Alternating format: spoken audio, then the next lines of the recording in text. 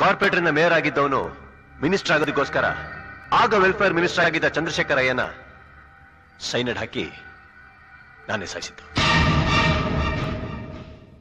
ಅಲ್ಲಿಂದ ಆ ಕ್ಷಣದಿಂದ ಇಲ್ಲಿವರೆಗೂ ಇದೇ ರಾಜಕೀಯದಲ್ಲಿ ಪರಮನೀಚ ರಾಜಕಾರಣಕ್ಕೆ ಬದುಕ್ತಾ ಬಂದಿದ್ದೀನಿ ನಾನು.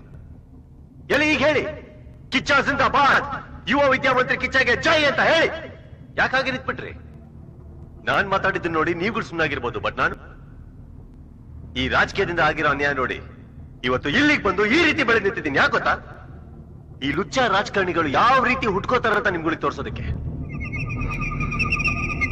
ತಾನ್ ಮುಖ್ಯಮಂತ್ರಿ ಆಗ್ಬೇಕು, ಅವನ್ ಮುಖ್ಯಮಂತ್ರಿ ಆಗ್ಬೇಕು ಅಂತ ಒಬ್ಬೊಬ್ಬ MLA ನ ಪರ್ಚೇಸ್ ಮಾಡೋದಕ್ಕೆ ಕೋಟಿ ಕೋಟಿಗಟ್ಟಲೆ ಹಣ ಖರ್ಚು ಮಾಡಿದ್ದಾರೆ ನನ್ನ ಮಕ್ಕಳು. ಇವತ್ತು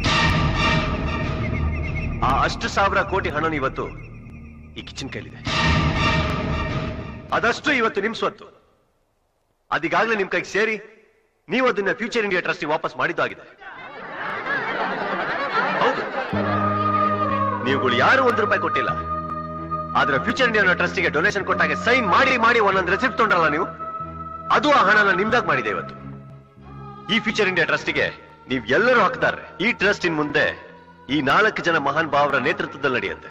ಬಡ ಮಕ್ಕಳಿಗೆ ಓದೋದಕ್ಕೆ, ಓದಾದ ನಂತರ ಕೆಲಸ ಸಿಗದಿರೋ ನಿರುದ್ಯೋಗಿಗಳಿಗೆ ಸೆಲ್ಫ್ ಎಂಪ್ಲಾಯ್ಮೆಂಟ್ ಸ್ಕೀಮ್ ನಲ್ಲಿ ಇದೇ ಟ್ರಸ್ಟ್ ಆತನಿಗೆ ಲೋನ್ ಕೊಡುತ್ತೆ. ಆತ ಜೀವನದಲ್ಲಿ ಉದ್ಧಾರ ಆದ್ಮೇಲೆ 1 ಪೈಸಾನು ಬಾಕಿ ಇಲ್ದಿದಂಗೆ ಈ ಟ್ರಸ್ಟ್ ಆತನಿಂದ ಹಣ ವಾಪಸ್ ವಸೂಲಿ ಮಾಡುತ್ತೆ. ಇದೇ ಹಣ ಮತ್ತೊಬ್ಬನಿಗೆ ದಾರಿದೀಪ ಆಗ್ತಾನೇ ಹೋಗುತ್ತೆ. ಟ್ರಸ್ಟಿಗೆ ಬೇಕಾದ ಅಷ್ಟು ಹಣನ ನಾನು ಹೊಡೆದಿದ್ದು ಇವ್ರುಗಳಿಂದಲೇ.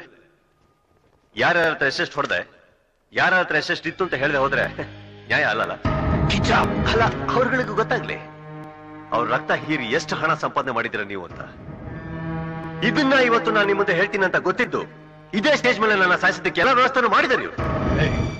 ಇವನ್ ಹೀಗೆ ಹೇಳ್ತಿದ್ದಾನೆ ಅಂದ್ರೆ ಇವನೇ ಏನೋ ಪ್ಲಾನ್ ಮಾಡಿದಾನೆ ಅಂತ. ರಾಜ್ಯನ ಒಳ್ಳೆ ರೀತಿಯಲ್ಲಿ ಆಳ್ತಾನಂತ ನೀವೆಲ್ಲರೂ ಚುನಾಯಿಸಿ ಮುಖ್ಯಮಂತ್ರಿ ಸ್ಥಾನದಲ್ಲಿ ತೊಗೊಂಡು ಕೂರಿಸಿದ್ರಲ್ಲ ಈ ಸಿಂಗಾರಪ್ಪನ. ಇವನೇ ದುಡ್ಡು ಮಾಡಿದಂತ ಗೊತ್ತಾ ನಿಮ್ಮೆಲ್ಲರಿಗೂ? 5348 ಕೋಟಿ ರೂಪಾಯಿ.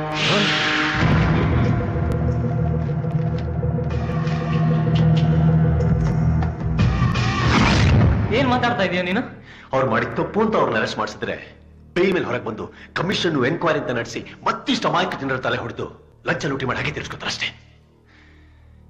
ಕಿಚ್ಚ ತುಂಬಾ ಒಳ್ಳೇದ್ ಮಾಡ್ತದೆ ಅಂತ ಜನ ತಿಳ್ಕೊಂಡಿರ್ಬೇಕಾದ್ರೆ ಕಿಚ್ಚ ಸಾಯ್ಬೇಕು. ಅದ್ ನೋವು ಮಾಡಿಸ್ತಾ ಕೇಳ್ಬೇಕು. ಸಾರಿ ಕಿಚ್ಚ.